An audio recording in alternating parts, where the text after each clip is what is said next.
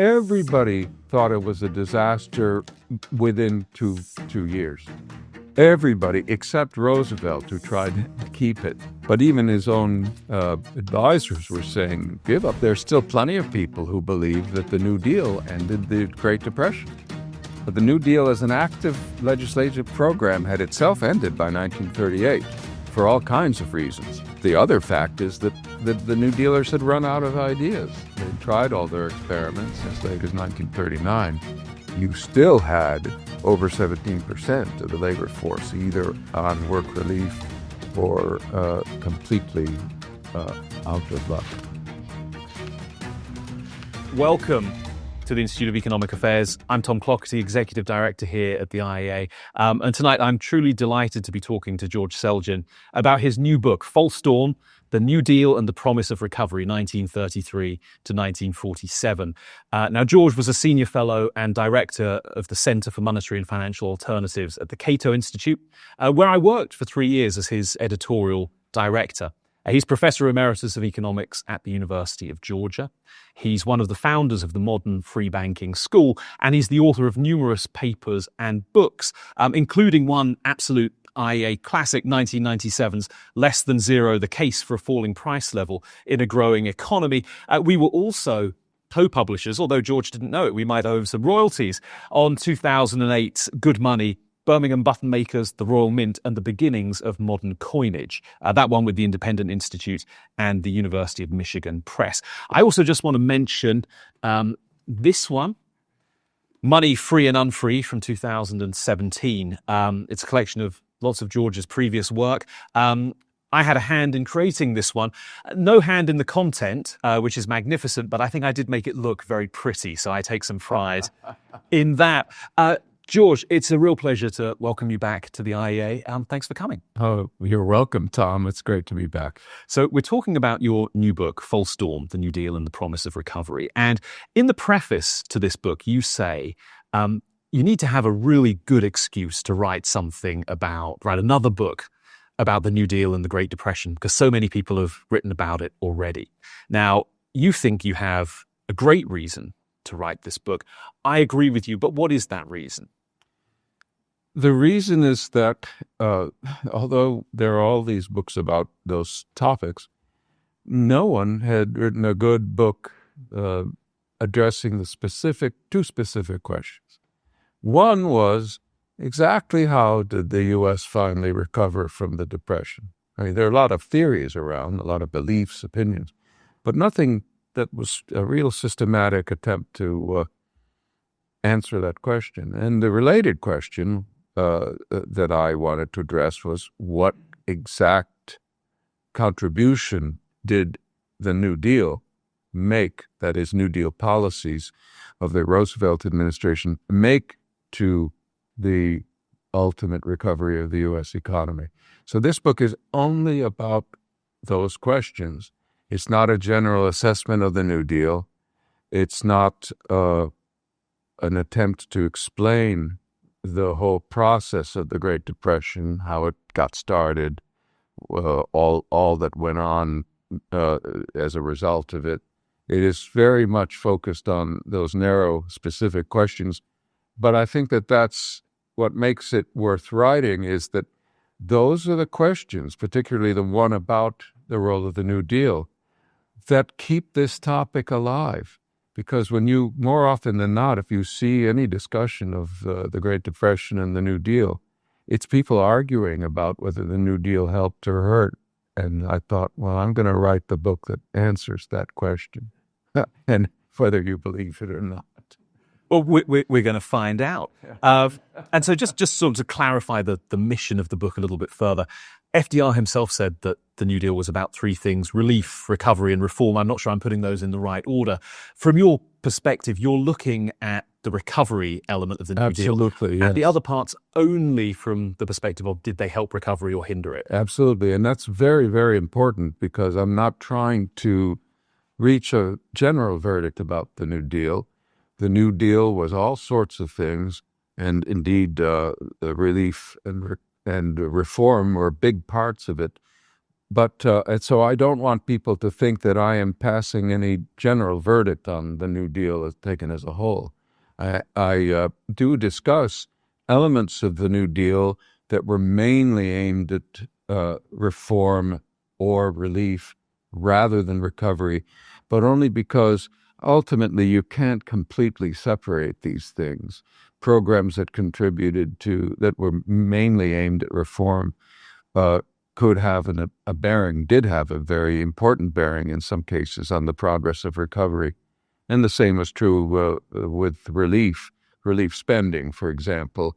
Although it's not aimed at recovery per se, if you're a Keynesian or you believe otherwise in fiscal stimulus, then you would tend to believe that if this spending is substantial, particularly if it's deficit financed, it could be contributing to recovery as well. Yeah. So I think there's a huge amount to get into there and in the book as a whole. At first, I wonder if I can ask you to provide some sort of context and background, thinking this is a British audience in 2025. And so first, I wonder, can you paint us a picture of just how severe the Great Depression was? We've endured, all of us, probably some economic hardship over our working lifetimes. Yes. This, though, was something else entirely. And reading the book, even though it doesn't focus on this, kind of brought it home to me. This was a whole other ballgame. Yes, absolutely. Well, in the book, because I'm mainly thinking of an American audience, I compare the Great Depression in the United States to the two biggest recent crises, which are the COVID crises and the previous great financial crisis, or sometimes called the Great Recession. And what I point out is that the Great Depression downturn, measured either as a downturn of output or as an increase in unemployment, was far more severe than either of those two. It lasted a lot longer than the Great Recession, which the recovery from which was quite slow, at least if you're looking for something other than a jobless recovery. And it was deeper than the very deep COVID recession. We had a peak in 1933 of 25% of the labor force either completely out of work or in work relief, emergency work relief programs. We never got anywhere above, I think, 11% in the COVID crisis, and it was deeper than at its peak. Unemployment was higher than it was in the great financial crisis. And yet in 1939, as late as 1939, you still had over 17% of the labor force either on work relief or completely out of luck. And I think one more question before we get into the meat of the book, just about the context here. So you've got mass unemployment, you've got huge numbers, hundreds, thousands of bank failures, and it goes on for a really long time. It seems like you have almost no private investment for a whole decade. That's essentially true for net investment. For net investment. You even have, I think, net capital consumption. Yeah. So how did the US get into such a terrible state? There was a global depression, but it seems like there were specific American factors at play here. Absolutely, yes. The American Depression was deeper and longer lasting than the Great Depression in most of the rest of the world because many, many countries were involved. And as for the deepness of the Depression, the perhaps most important difference in the U.S. was that the Depression meant a major banking crisis where many thousands of banks failed, culminating in a widespread run on the banking system, which was really largely a run on the U.S. dollar itself in the months leading to Roosevelt's inauguration. And that banking collapse had as a consequence a very sharp collapse of the money supply, the so-called Great Contraction, as Milton Friedman and Anna Schwartz have labeled it.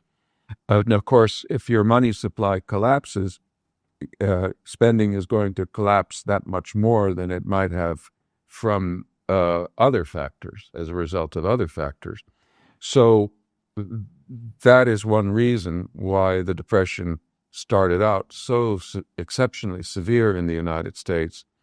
And we were also rather slow in abandoning the gold standard, and that was a factor in the slow recovery. But turns out there were many other reasons why recovery took so long. There was only one other country that experienced a similarly slow recovery of the major ones that I have seen data for, and that was France. And keep that in mind, because France was also the only other country that had many policies resembling the New Deal policies put in place in the United States.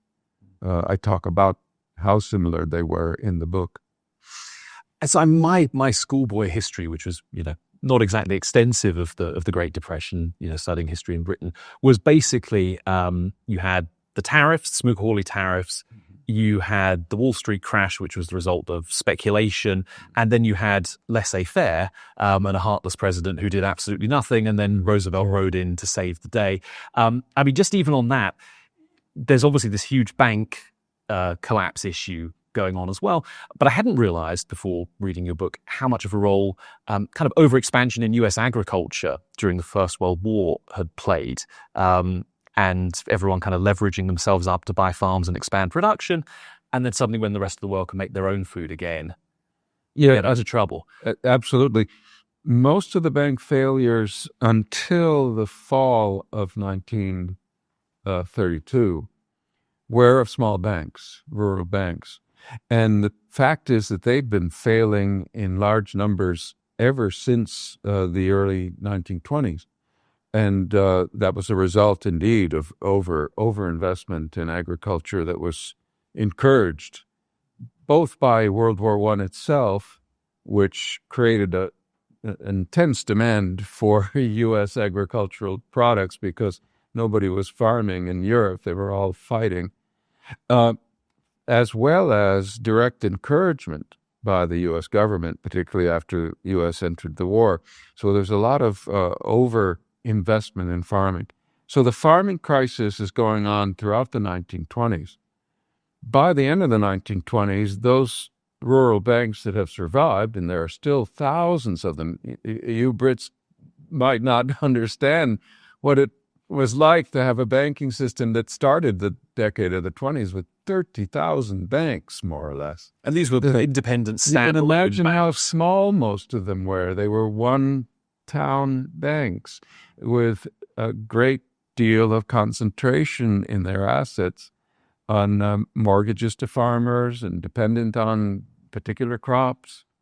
So when farming faced a crisis of any sort, a lot of banks would fail. Well, by the end of the decade, many of the banks are just hanging on by a thread. And then the Great Depression comes, and this brings yet another other waves of bank failures. But then other things happened that caused banking troubles to spread to the cities and ultimately led to a system-wide crisis. But one of those things, I hope we're not getting too far off subject, but one of the main factors is that by the time Roosevelt's elected, there are real doubts about whether the U.S. will stay on the gold standard. And Roosevelt was coy about what his plans were for good reasons. He couldn't say that he was going to devalue, because that would have meant an immediate run on the dollar. But he didn't want to say that he definitely wouldn't, because he knew he might have to lie.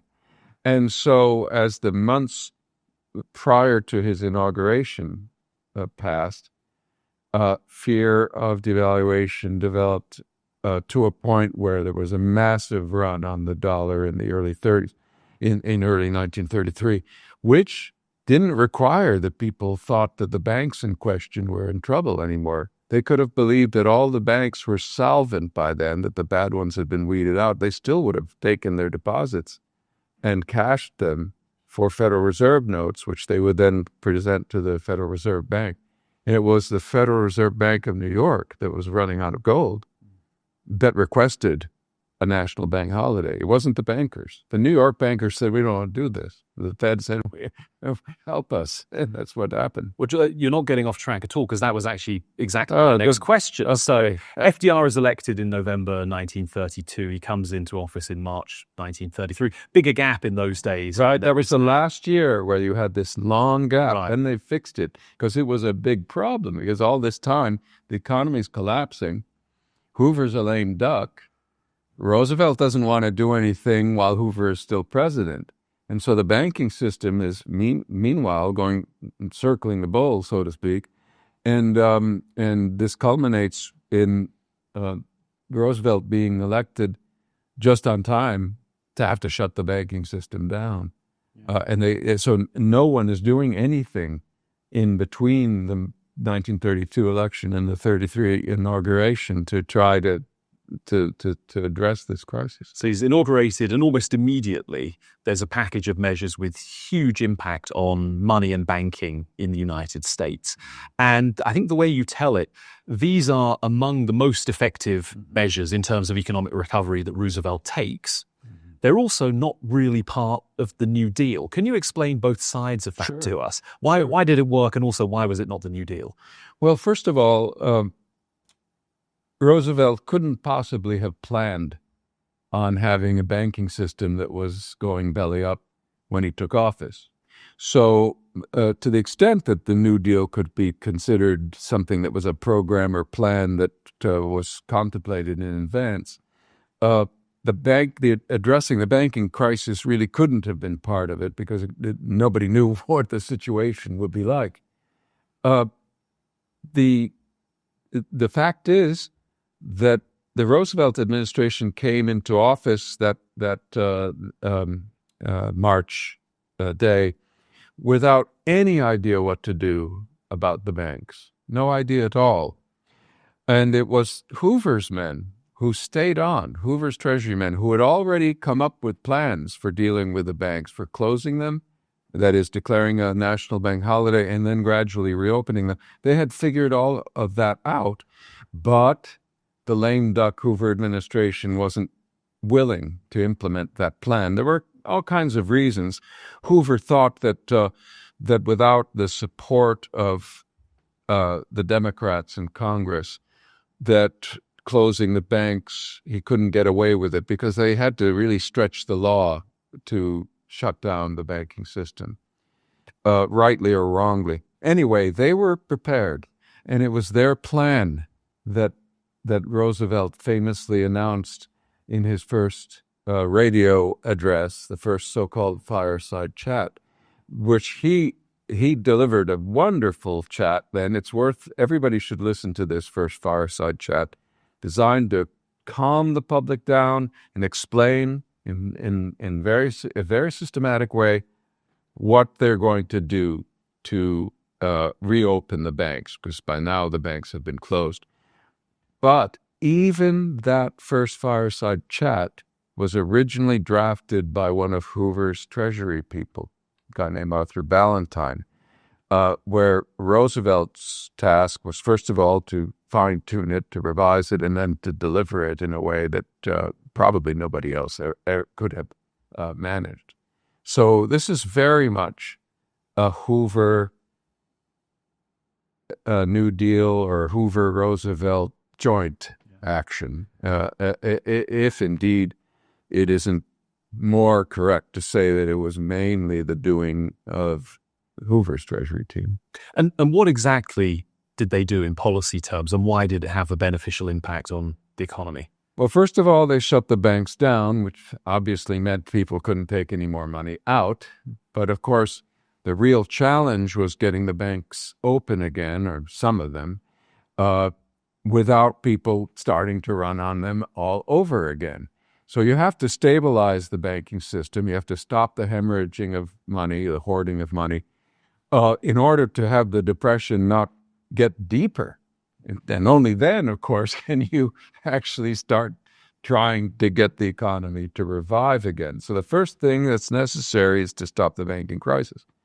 Now, how did they do that? A lot of people think that two attribute the successful reopening not of all the banks, but at least of a substantial number of them after the bank holiday, which lasted a little bit more than it was a little less than 2 weeks.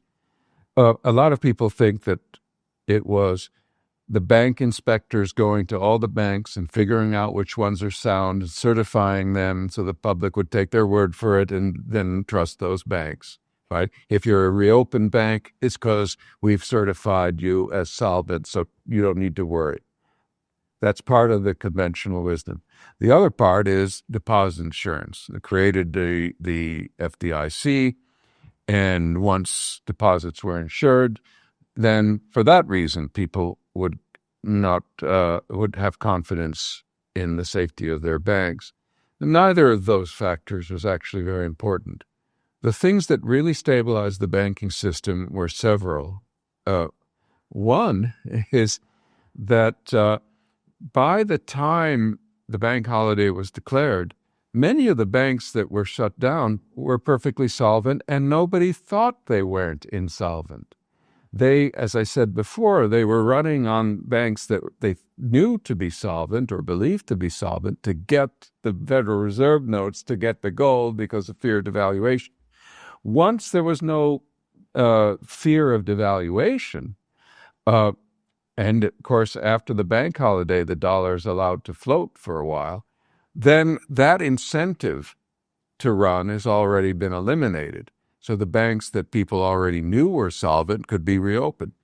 The bank inspectors couldn't possibly have reviewed all the books of all the banks, and they opened many banks very quickly with only at most a cursory glance at their most recent bank reports to their regulatory authorities.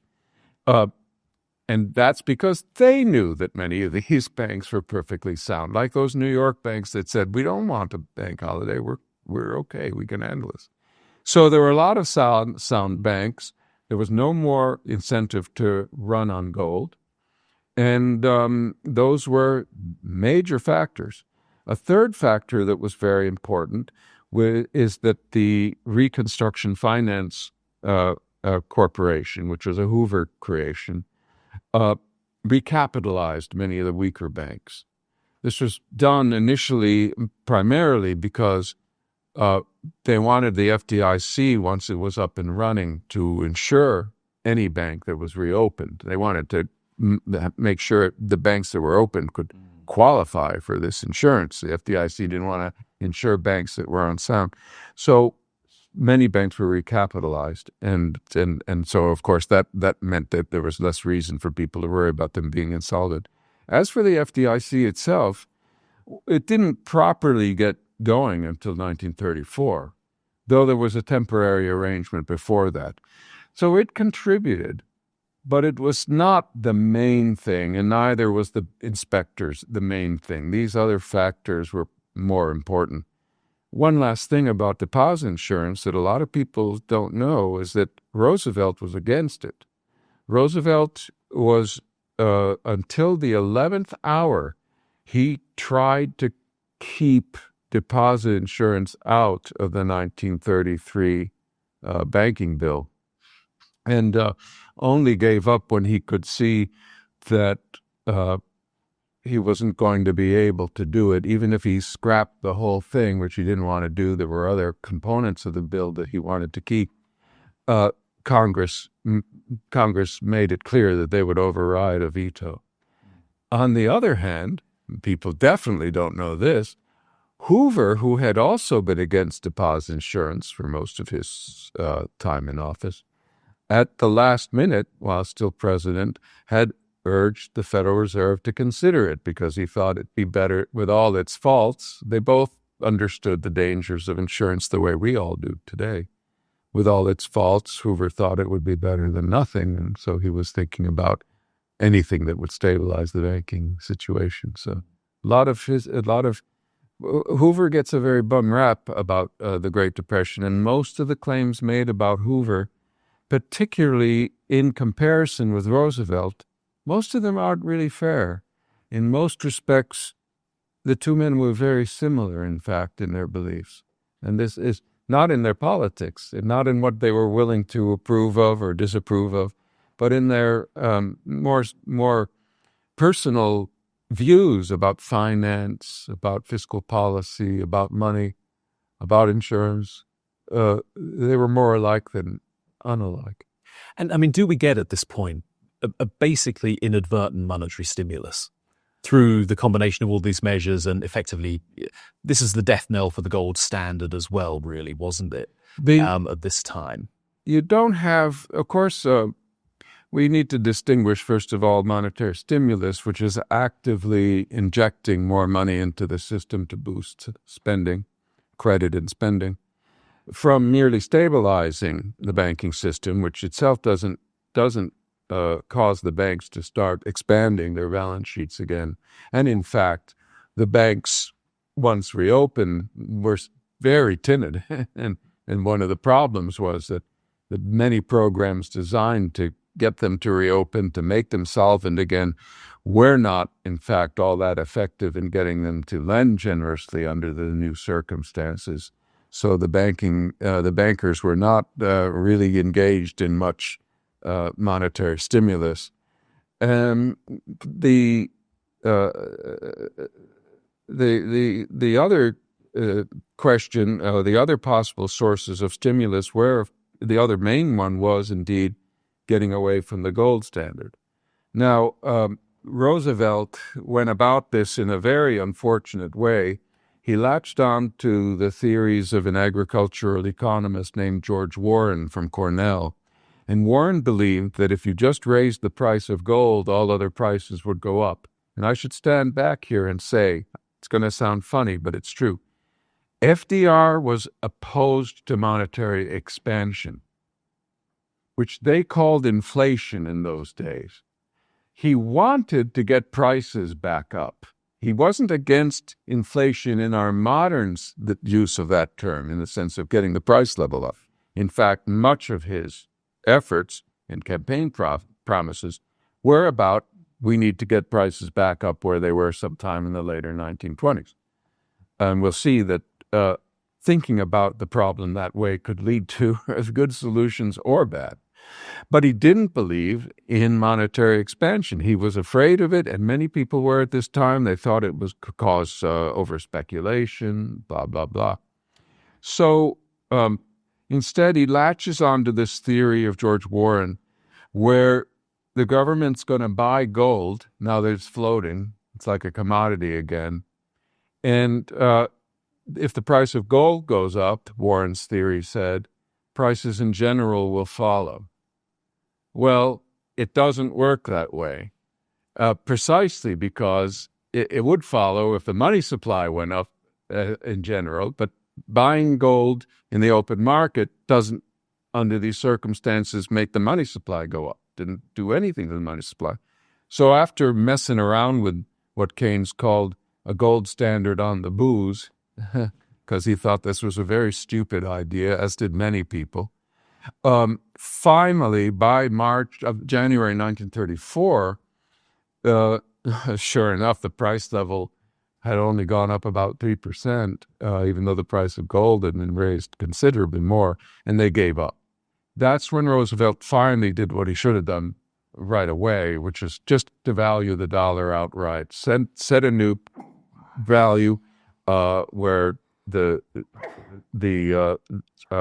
gold is worth more dollars than before, in this case, $35 per ounce, up from closer to $21 an ounce. Now, even that didn't automatically mean monetary expansion. It would have meant monetary expansion in the sense that if the gold had been left at the Fed and then the dollar had been revalued, the Fed's nominal gold reserves would have gone up right away. And now the Fed would have a little quantitative easing.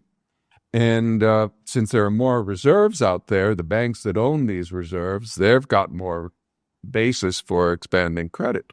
But what the government did was it confiscated all the gold from the Fed, gave them the Fed gold certificates at the old gold price. So you're going to get the dollar's worth, the original amount of gold. And the government gave itself the capital gain, which then would only help the economy if they spent more, if the government used these funds, which it did for some purposes, like creating the exchange stabilization fund. But a monetarist would have said, any monetarist would have said, okay, we're in a depression, we're stuck with the gold, we have a gold standard, we're going to devalue, and that's going to help. But how's it going to help? It's going to create more gold reserves, and the banks are going to expand. But they did it in a way that wouldn't have that effect, which is one of many crazy things they did. Yeah. The devaluation did help in one respect immediately. It changed the terms of trade.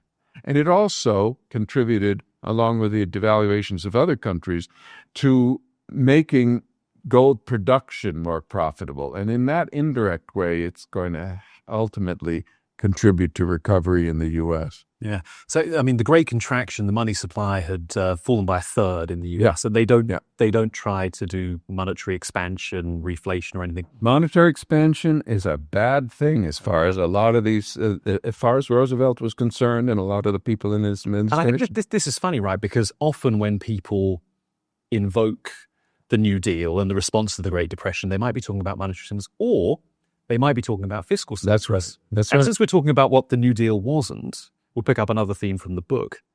I mean, I know the answer already, but was this an exercise in Keynesian fiscal stimulus? Absolutely not. This is the thing, and this is one of the things I hope my book will get across.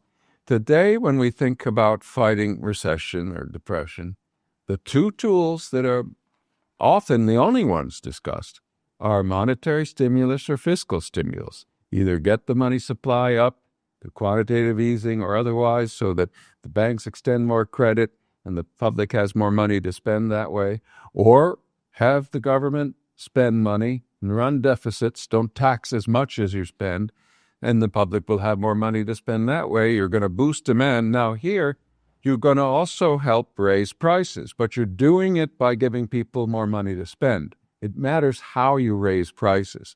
But the Roosevelt administration didn't take advantage of either of those things very much, despite conventional wisdom. On money, I should point out, once they devalued, the Fed, of course, had the capacity to expand more, even with its existing reserves, because the devaluation of the dollar made the gold reserve restraints less important.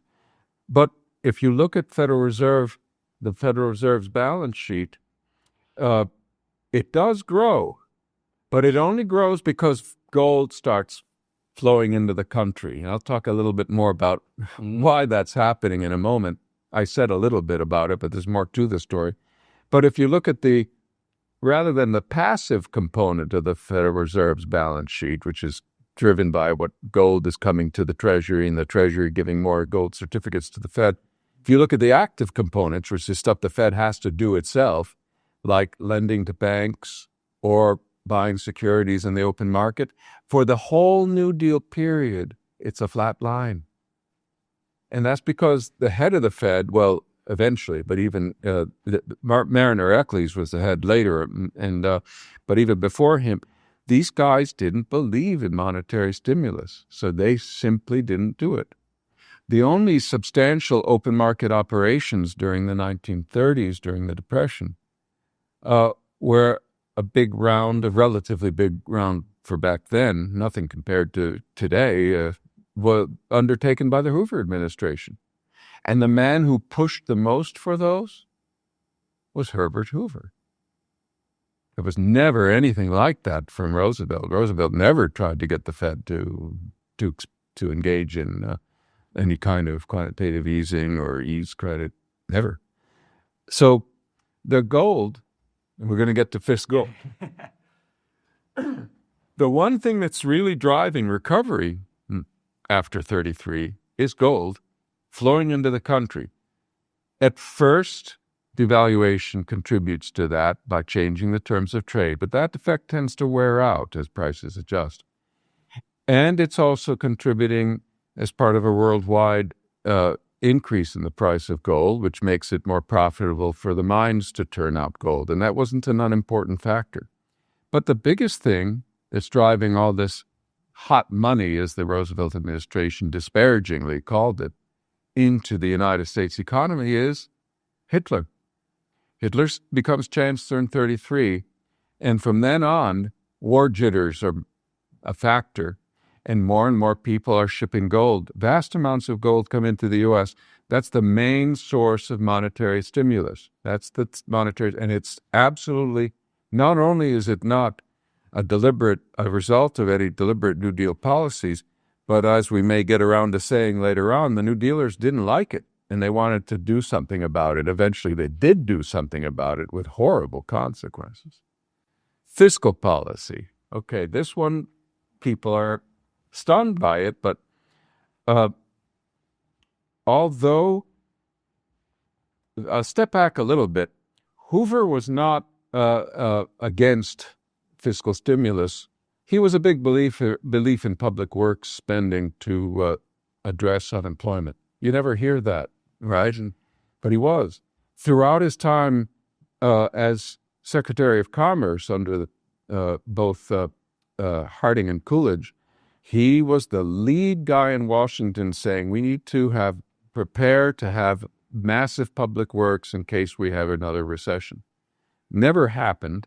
And once he became president, he didn't pursue it as much because at that point, the conservatives in Congress, the Republicans, were believing that a balanced budget was going to help get out of the recession, out of the depression.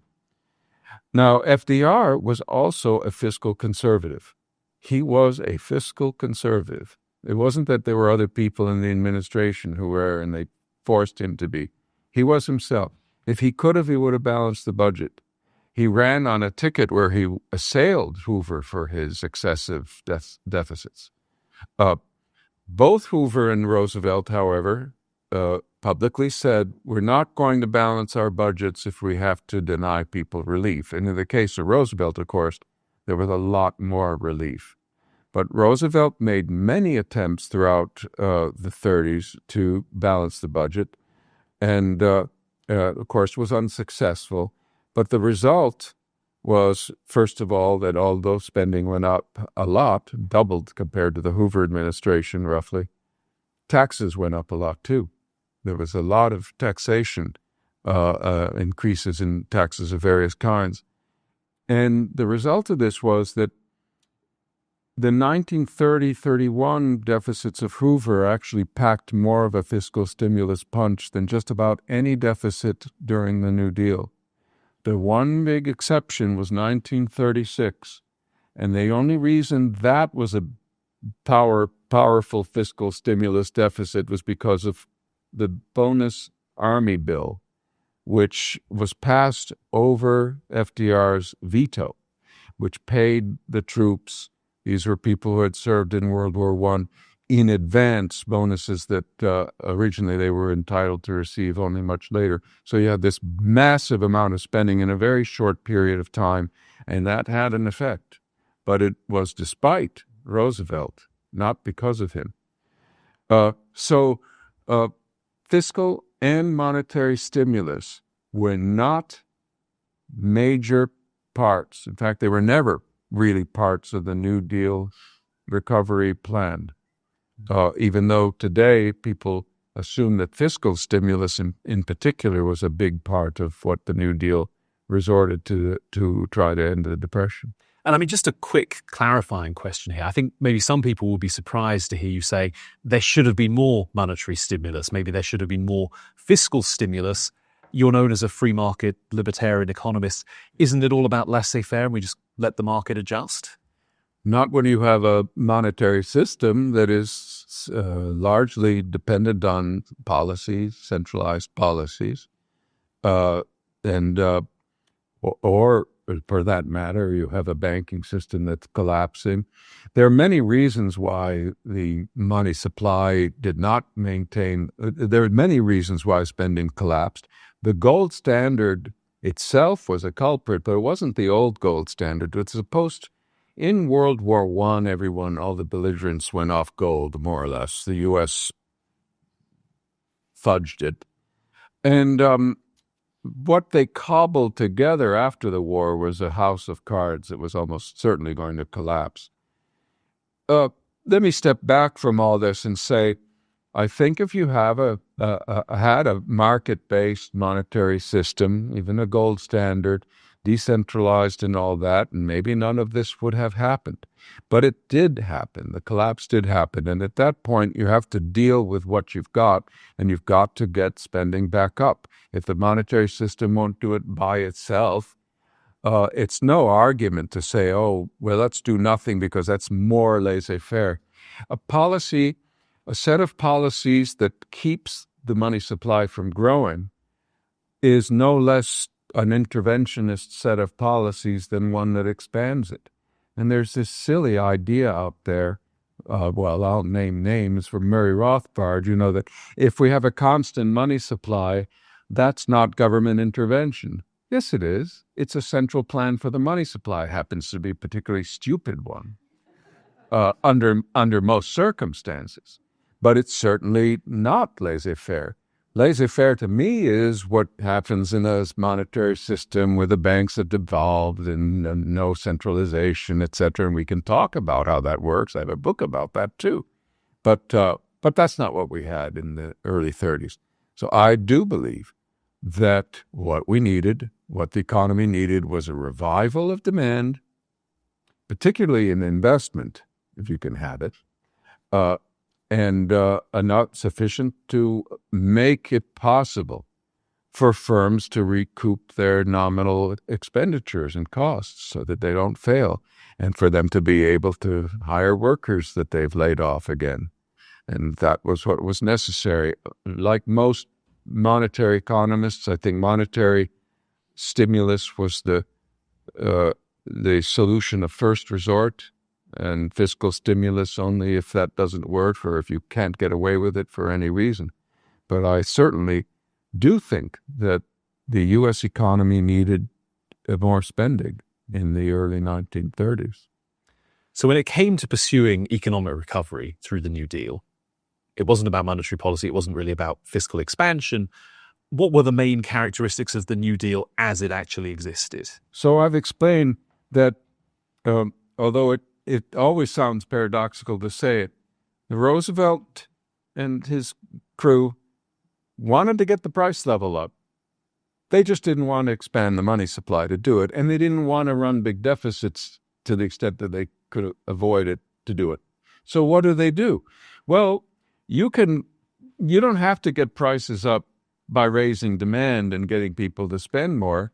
You can also do it in two other ways, neither of which is actually good at ending a recession or depression.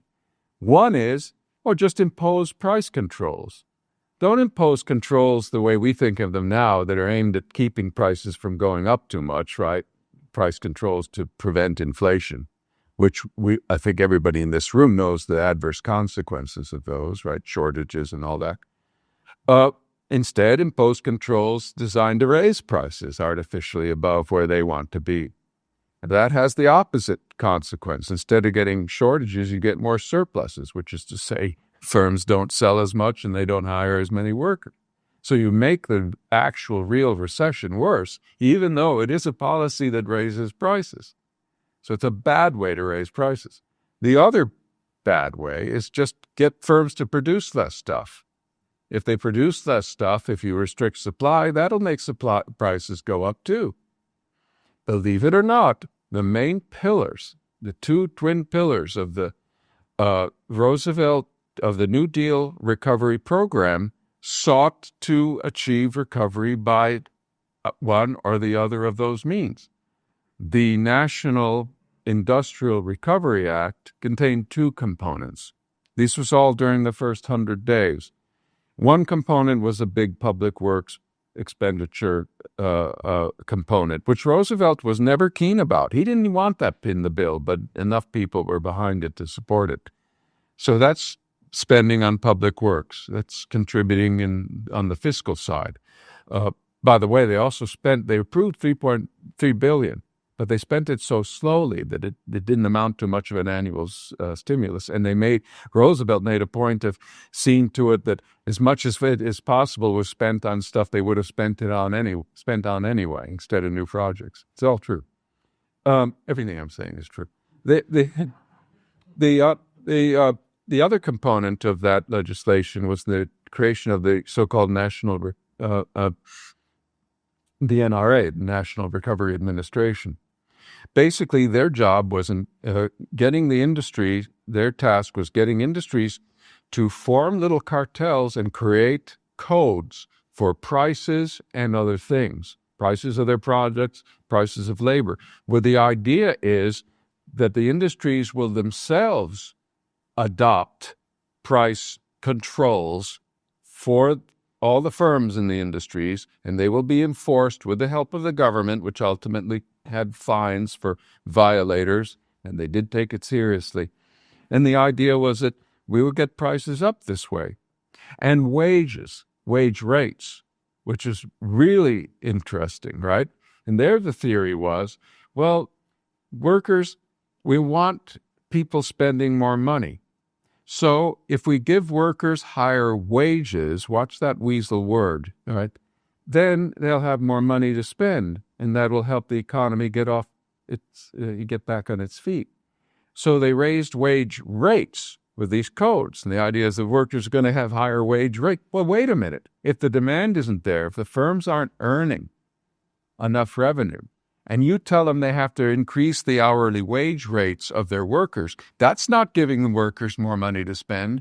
That's just making it necessary for the firms to hire fewer labor hours because the amount of revenue they have to devote to labor is what's limited and what's lacking. And that's exactly what happened. If you look at statistics for real wage rates, that's adjusted for inflation during the Great Depression, come the time when the NRA and related legislation kicks in, there's this big jump in real wage rates, with 25% of the labor force unemployed. How can that happen? Only with mandated controls, price and wage controls.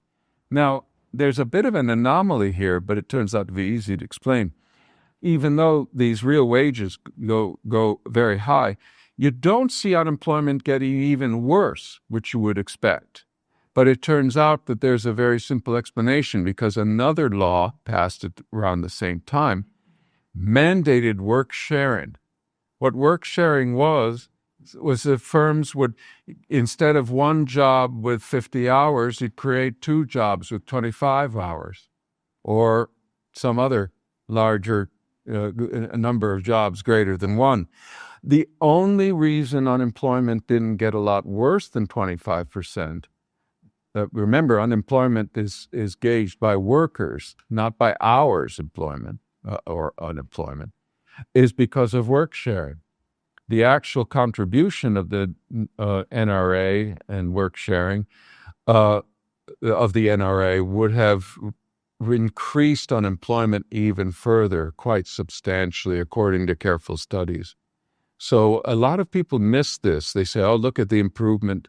Look at unemployment. There is some improvement, right, because there's a golden flow. And they don't realize that it's actually not even there. It's a mirage, because there's a lot of work sharing going on. So that's the NRA. Everybody thought it was a disaster within two years. Everybody except Roosevelt, who tried to keep it. But even his own advisors were saying, give up the ghost. Keynes was a severe critic of the NRA. Okay, agriculture. What they did in agriculture was they told the farmers, we'll pay you, the farm owners, will pay you if you don't plant as many acres and don't have as much livestock, which means if you want to get your check this year, the first year, you've got to kill a lot of livestock, which they did, or you've got to plow under the crops you already have growing. And, of course, if you do that, prices will go up, other things equal. But how is it supposed to help revive employment? If you want to employ more people, you have to make more stuff. That's what employing people is for. If you're making less stuff, if you're paid to make less stuff, you employ fewer people. Vast numbers of farm workers lost their jobs. And sharecroppers in the South especially, and tenant farmers, they didn't get the checks. They got nothing. And the African Americans particularly were absolutely ruined in the South by this policy, and many of them ended up in the cities looking for work or getting work relief. Complete disasters. Both those programs were ultimately declared unconstitutional, and it was a good thing. And you see how, as they're winding down, then you start to see progress again until 1937. And Tom's probably got a question about 1937. Well, what happened in 1937? Well, I'm glad you asked. So after the NRA and AA are killed, because one way to summarize their effects is you have this gold flowing in now, right? And that gold is supporting more spending, more credit creation, more spending. Not as much as you'd like, but it's the one thing that's boosting demand. Now, that demand can suffice to create a certain number of jobs, which can create that much more output. But guess what? The more you artificially raise prices, the less oomph any growth in spending has as far as employment and output are concerned. So they're diluting, these two programs are diluting severely the capacity of gold inflows to help revive the economy. Now they're killed, and now you have a period of revival again. You had an initial honeymoon period of revival after the banking crisis, and then you had the NRA kick in and the AA, and it flattens out, and now you're having revival again. So much so that in the fall of 1931, the administration is thinking, well, recovery's right around the corner. Not only that, but they're noticing all this gold, this hot money, as they called it, and they start worrying about inflation. They're very paranoid about inflation, which means money growth. So they decide that they need to do something about it. Keynes had a quip. It's only written in one book. This quip is cited, and I've never found the original source. It may be that the author made it up. But he's supposed to have said about what the administration set about to do, that they feared that for which they dared not hope. Because what they did was they decided they're going to head off inflation at the pass, as we say in the U.S., because we're all cowboys. And they did it in two ways. The Treasury did it and the Fed did it, and they didn't really communicate well with each other, so the economy got a double dose of anti-inflation policy. For its part, the Federal Reserve doubled bank reserve requirements. They said the banks are getting all these reserves. Any day now they might start lending money again, which, well, yeah. And we don't want that because we'll have a boom-bust cycle. I mean, the depression's almost over, so, we need to worry about that. So they doubled reserve requirements. It's controversial how much of a brake that put on recovery by itself. But at the very same time, more or less, the Treasury decided it was going to do something to stop inflation. So it started to sterilize the gold inflows. Let me explain what that means. Normally, the gold comes into the country. The Treasury is buying all the gold out. No, U.S. citizens are not allowed to buy or own gold. For every ounce of gold it gives the Federal Reserve, it puts on deposit a gold certificate that says $35. Okay? Yeah, whatever. Well, it stopped giving the Fed the certificates. That's all. That's sterilization. And perfectly coinciding with the sterilization policy is the 1937-38 depression. It's a depression within the depression. Extremely severe. It's so sharp, it's like the economy falling off a cliff. And it undoes almost all of the recovery for the preceding 2 years. Absolute disaster. And it's all Roosevelt policies. It's all part of the New Deal. Because these aren't things that were done against Roosevelt's will. These are part and parcel of his general attitude of being unwilling to support policies that expand the money supply or fiscal profligacy. So the economy is set way back, and it's coming out of that recession. You end up still with 17.3% of the labor force unemployed or on work relief at the end of the 1930s. And so just as Europe is heading for war, America basically is just in pretty much as bad a state as they were when Roosevelt came to office. Almost. There's bad. some improvement, because 17.3% is better than 25%. By the way, some people will try to tell you these statistics of unemployment I'm citing are the standard old-fashioned National Bureau of Economic Research statistics. Some people will try to tell you, you're cheating because you shouldn't count. Those statistics count people in emergency jobs on work relief as unemployed. Well, that is wrong in the sense that they're not unemployed. They are working. They're not leaning on shovels.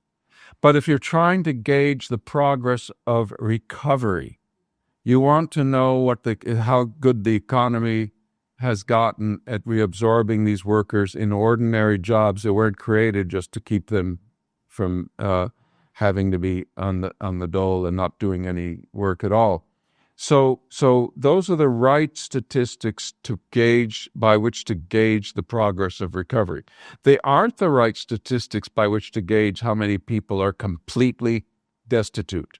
For that, you want to not count the people on work relief, the people who are outright unemployed. And I could go into this more. There are certain arguments that the person who originally came up with these alternative statistics, Michael Darby, was a new classical economist, and his position was that these work relief programs, really, the people who were in there, if they weren't in those programs, they would have had jobs. Therefore, for that reason, they shouldn't be counted as unemployed. It's just that they liked the work relief jobs better than the other jobs that they could get. I talk a lot about why this is a bunch of baloney.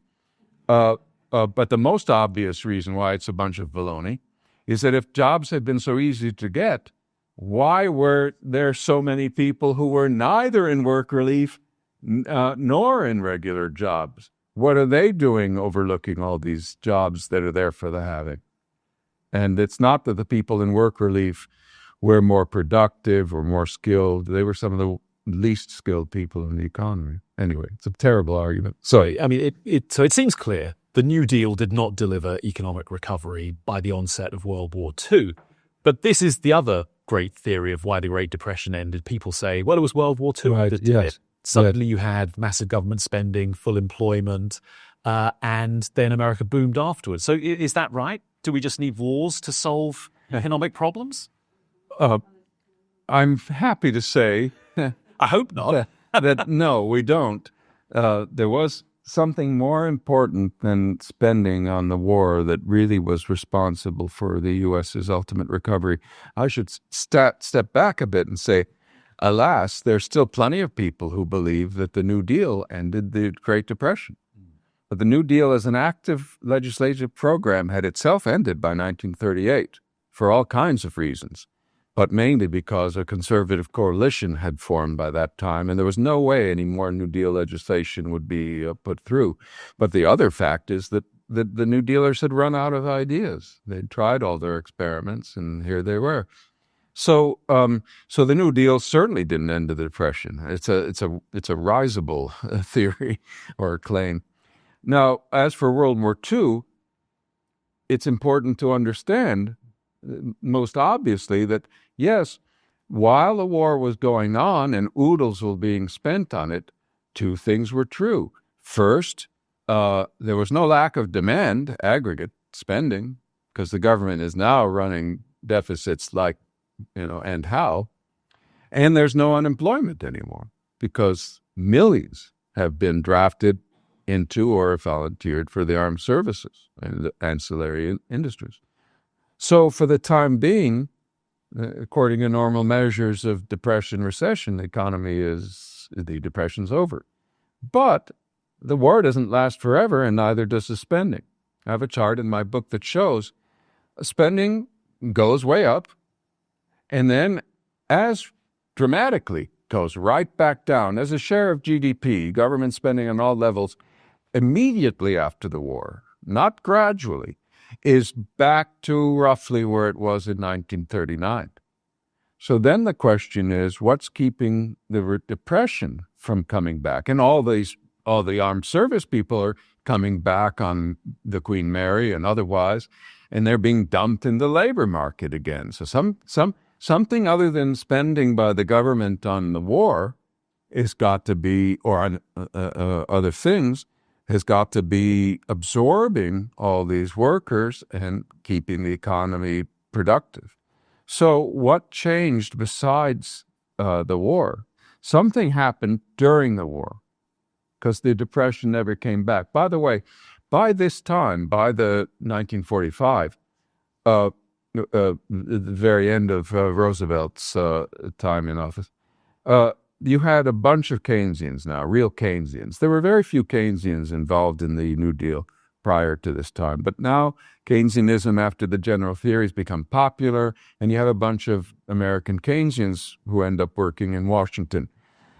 And they were almost all, predicting a severe recession, or better, what I think is better regarded as a renewal of the old Depression once the war ended, if the government didn't keep spending on other stuff, if the government brought all the troops back, if the government immediately got rid of controls.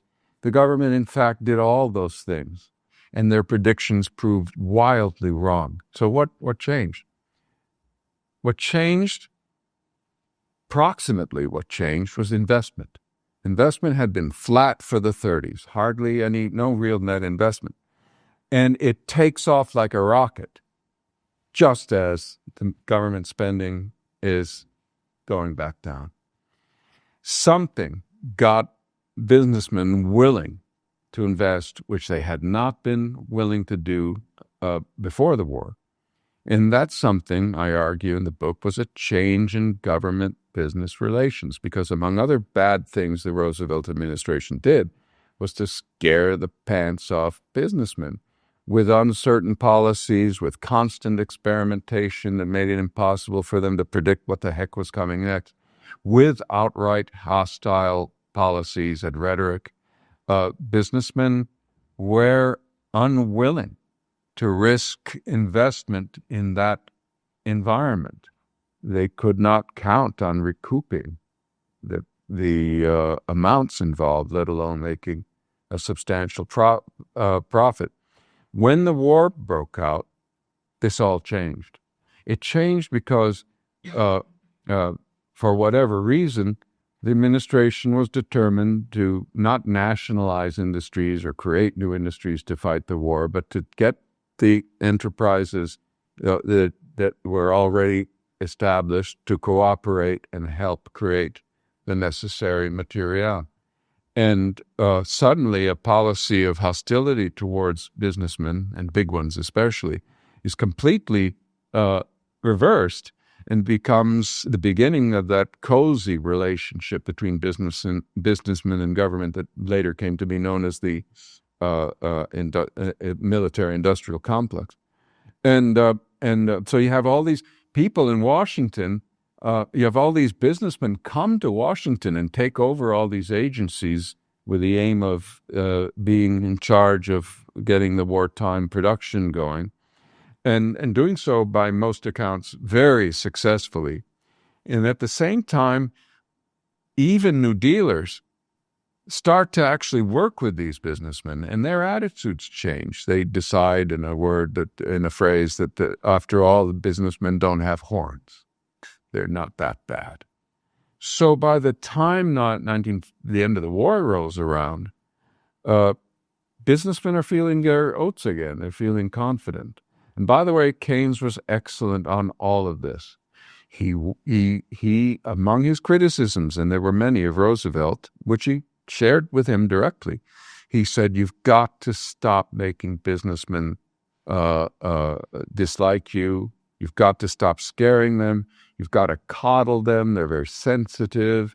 And only then can you expect a revival of investment, without which you're never going to have recovery. Now, Roosevelt didn't follow Keynes's advice, except when the war broke out. He followed it for completely different reasons and were not deliberately, not consciously doing what Keynes said he needed to do, but because he wanted to make sure they produced the adequate number of B-17s and all that. So Keynes's advice did end up being followed, if not consciously. And it, I think, made recovery possible by making sure the Depression didn't reappear after the war ended. So there we have it. Keynes was right. You heard it here first at the Institute of Economic Affairs. Keynes was very good. I'll say it again. On the question of recovery from the U.S. Depression, had Keynes's advice been followed, had the New Deal really been an experiment in Keynesian economics, meaning had FDR done all the things Keynes said he should do and none of the things Keynes said he shouldn't do, there would have been, I have no doubt, a much more rapid recovery, a recovery that would have been complete sometime in the last half in the 1930s. I believe that. All right. Let's take some questions from the audience. And yeah, George, thank you very much. Hey. All right. We'll have the gentleman here first and then Daniel at the back afterwards. Thank you very much. Just wait for the microphone. So, yeah, I know. Thank you very much for that talk. I just wanted to ask, is there anything you could say about the policy, particularly from the Fed, in terms of fiscal stimulus, recovery period, about the setting of interest rates? Did that play a significant part in this story? Well, it's interesting. First of all, interest rates were very, very low throughout the 1930s. They couldn't have gotten much lower. That practically you were close to the zero lower bound. So any kind of monetary stimulus would have had to take a form that would be more or less a version of what today we call quantitative easing.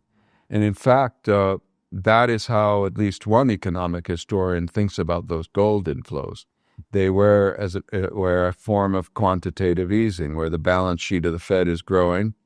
Interest rates cannot fall much on the short-term assets, but that doesn't mean you can't have some stimulus because we have various theories of how reduction in long-term rates can also help.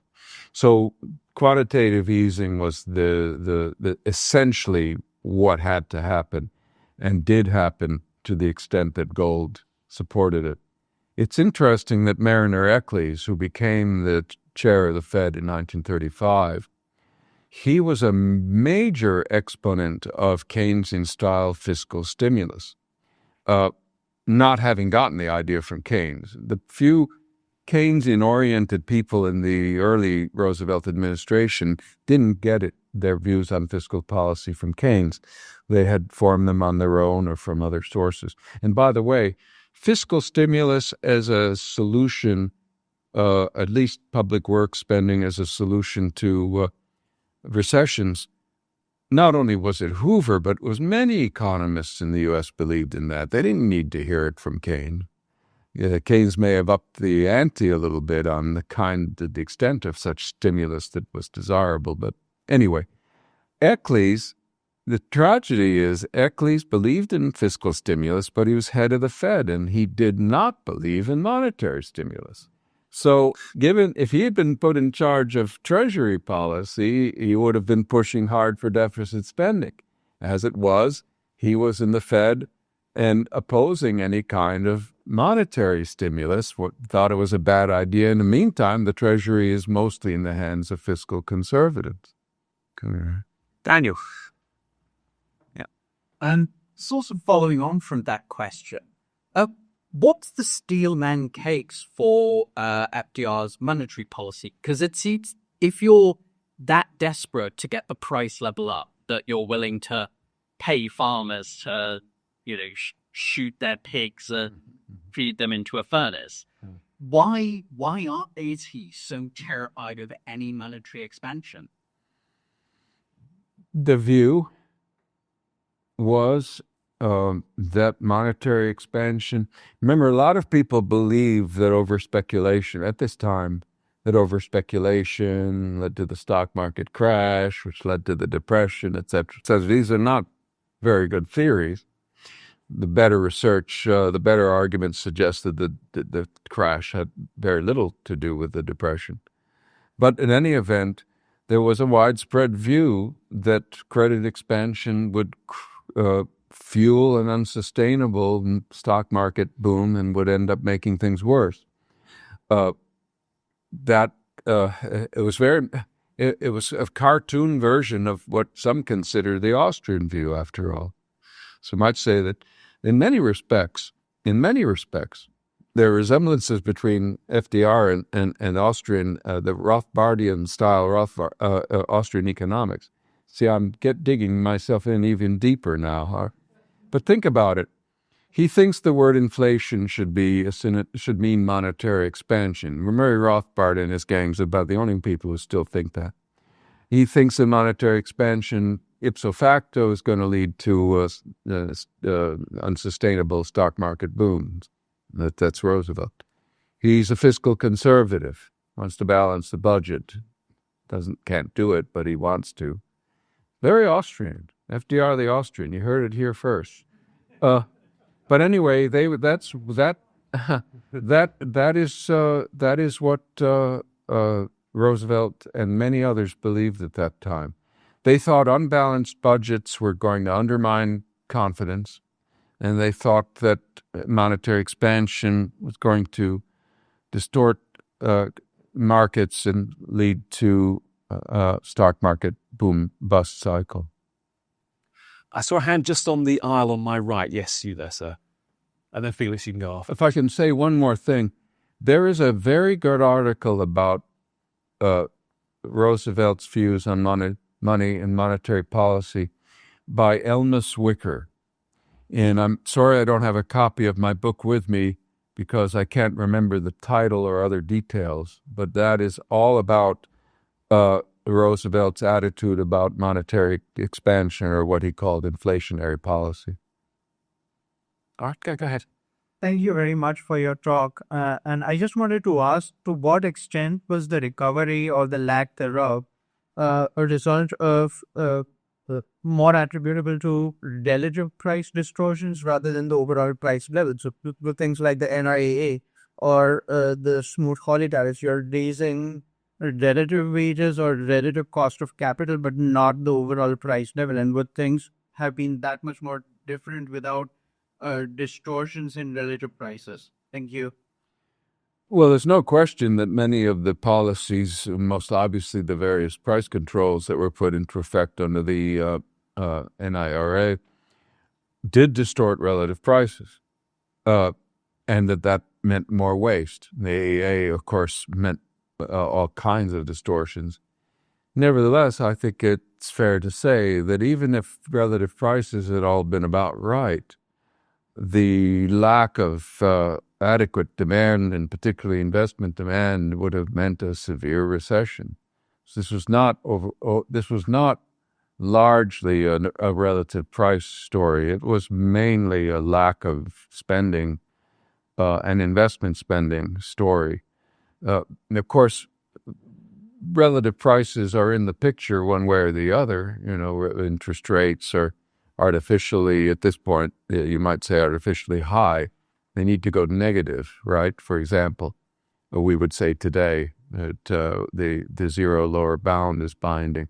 So I don't want to deny that there are important relative price aspects to the Great Depression story, but they shouldn't allow us to neglect the fact that fundamentally we have an economy where people aren't spending enough, and firms cannot recoup their costs, and without recouping their costs, they can't keep people gainfully employed. Felix, second row here. Thank you. Very interesting. I think it was Ben Bernanke who said, we got it wrong. We learned our lesson. Yes, apologizing to Milton Friedman and Anna Schwartz. Yes. We went again.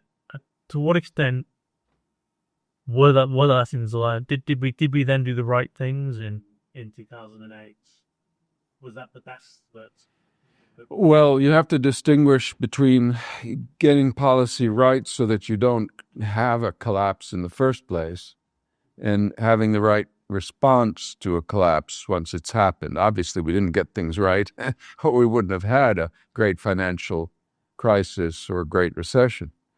So there were obvious lessons that hadn't been learned about proper regulation of financial institutions, especially. As for the reaction, well, let me put it this way.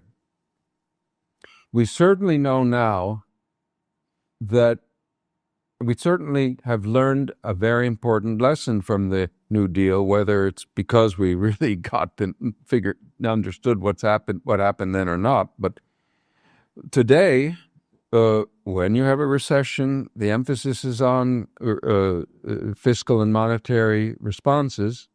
It's not about trying to tinker with the economy in a million different ways. It's not about bold experimentation that means one different policy after another. I think we have learned how to respond in a more reasonable way to recessions. That doesn't mean the responses are always adequate, but compared to the harm you can do by having programs like the NRA and the IEA and a million other alphabet agencies with all the bureaucratic messing around with the economy each involved, we've gotten away from that. We no longer think that that's the right way. There's an expression, I can't remember now, this particularly was used in England to refer to this different attitude where, for Keynes and the Keynesians, who are now in the saddle as far as this kind of thing is concerned, using the term broadly now, you have one lever you want to have the government mess around with, which is the one that controls total spending. But you don't want to micromanage the economy into a recovery from a downturn. That's a big improvement.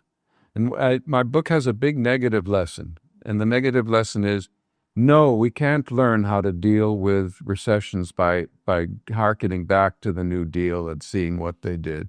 We already know more than they did. We do better than they did, even if we don't do all that well. Got time for two final questions. I think there's one up at the back there. Okay, we'll do three. I wonder if we can take them all together and then George can respond. So there, and then Diego, and then Bruno on the other side. Thank you for the talk, Dr. Selgin. In the Scottish and Canadian free banking episodes, was there an expansion of the money supply during times of crisis? And also, was the public aware of the extremely low reserve ratios that the Scottish banks had? All right, that's a great one. Let's take Diego's as well. Do you mind, George, if we take three together and then... Okay, I'll try to remember. Yeah, I'm making notes, don't worry. Thank you very much, George. You've looked through all or a lot of the literature about the Great Depression in producing your book. I'm interested in when the narrative about what had happened during the New Deal turned to what is the common understanding today. Was there a particular point in time when historians began to look at the New Deal in a very different way to what it actually had been? Brilliant. And Bruno? Yes, thanks a lot. That was fascinating. This is an ignorant question. To what extent does the distinction we're familiar with nowadays between narrow and broad money, was that as relevant in those days, or was there not the same sort of gap between one and the other? And have I understood, when you're talking about monetary phenomena, I think you're talking broadly what we would understand as narrow money at the moment? Or have I misunderstood that? I'm not sure. All right, we have broad and narrow money. We have when did the narrative on the New Deal change, if it really has changed? And then a question which I think is right up your street about free banking. Did the free banking systems respond appropriately in terms of growing the money supply? And was the public aware of how little reserves they actually had? Yeah. On the first part, the tendency, I argue in my book, is for the free banking systems to expand money more as the public hoards more money, that is, demands larger balances of banknotes and deposits. And there's a very simple reason for that. Obviously, part of the reason is banks like having more people hold more of their IOUs, and will take advantage of opportunities to issue more when that's the case. But it's because when people reduce their spending, fewer of these bank IOUs get returned to their sources through the clearing system, so the banks can get away with expending more. So that tendency for the money supply to grow when spending, when hoarding is increasing, was always there. Take a limiting case. I'd like to illustrate a limiting case. Suppose that a bank could lend credit and count on the fact that that deposits that it issues a bunch of bank notes that they're never going to be coming back to it for payment. Then it could keep on extending credit forever. Of course, that doesn't happen in a competitive system. And instead, once the people's demand for banknote balances are satisfied, then the overflow starts coming back into the banking system, and the issuing banks have to cut it out. Adam Smith had all of this right, by the way. But it doesn't follow, because the way you asked your question was, during a crisis, would the banks expand? Well, if it's a crisis in the banking system, then no, because the banks are failing. So we have to be very careful and distinguish between a situation where people have confidence in the banks, but what's changing is their desire for money balances, how much they're hoarding. That the banking system can accommodate. But as soon as the public loses confidence in banks and starts running on them, now the banking system itself is under attack, and it's in no position to start expanding. So you better hope that, your people do maintain confidence in their banks if the system is going to work toward stabilization of the economy, which for much of its existence, the Scottish banking system did, and the Canadian banking system did. But that gets to your other question. Did people know that these banks were operating on very slim reserve ratios? In the Scottish system, the gold or silver reserve ratios of banks in the heyday of the system, so we're talking about 1820, they could be as low as less than 2%. And that's because the exchequer bills were often used for settlement as a way to economize on gold and silver. So as far as the ultimate media of redemption were concerned, they had very slim reserve ratios. Did the public know just what these reserve ratios were? Probably not, because they were not publicized. Unless you worked at a bank or had other reasons to inquire, you weren't going to figure out what the reserve ratios, which are fluctuating all the time, exactly what they are. It wasn't going to be advertised. It's a myth that banks went around saying, hey, look, we've got 10%. We said, oh, well, I've got 20%. That didn't happen. What happened was the public learned whether the banks honored their promises or not. And if they honored them consistently enough, that was good enough for them. They cared not about how many reserves the banks had, but whether when they were asked to pay up, they did. And that's what sustained the Scottish banks, actually meeting their obligations on a regular basis for a long period of time. Once that was the case, once the public believed that, they didn't care what their reserve ratios were. Same thing in Canada. It's the ability to redeem the notes when asked. That's what people care about. If the banks are able to do that and yet invest most of their resources in interest-earning assets other than reserves, in the end, the public benefits. So why would they want to stop them from doing that? Okay, Diego, remind me, quick reminder. Yeah, the narrative question. So here's what happens, I think. First of all, let's be fair to historians. Most of the books I've read on the history of the New Deal by historians, and certainly by economic historians, don't get it that wrong. There's a lot of good books that get, if you read Arthur Schlesinger, who's very pro-Roosevelt, famous biographer, but he's pretty good on the New Deal and what happened for, a non-economist. And most of the historians are good, with one exception, Eric Rauchway. And wouldn't you know it, his books have been some of the most popular recent books on the New Deal, and they're just jammed with lies. But that's exceptional. And it's really true. This is never mind.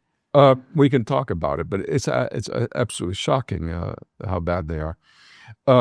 But the opinions that are prominent among the general public, that's another story.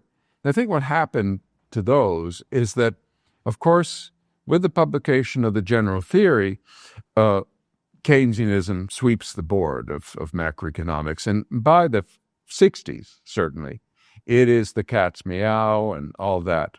And I think people looked retrospectively at the deficits of the Roosevelt administration or at the large-scale spending, which was large-scale relative to historic precedents, and just concluded that, well, this is an early, experiment in Keynesian fiscal policy.